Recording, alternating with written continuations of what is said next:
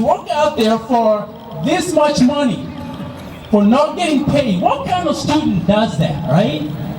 And I smile to myself and I say, you don't know that these are lopers, right?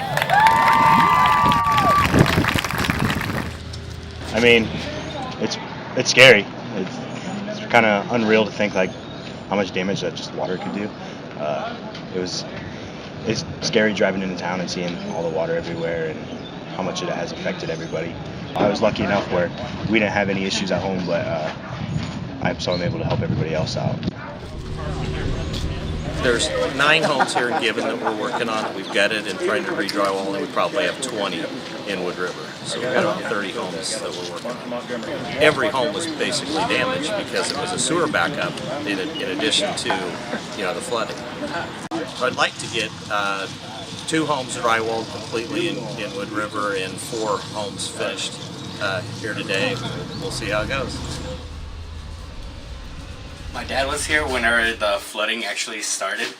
He had about roughly 10-20 minutes to get my grandma out of the house before it got inside the house.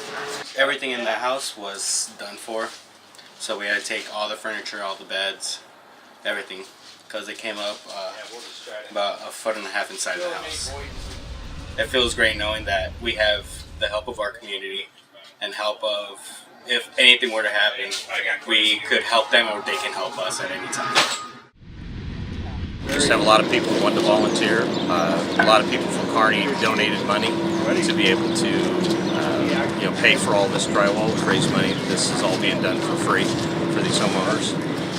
Having all these hands to move all of this, it's amazing. And that's just kind of the UNK community as it is. We're difference makers and we like to come out and help other people. We all like to see everybody thrive, and we're going to help wherever we need to help.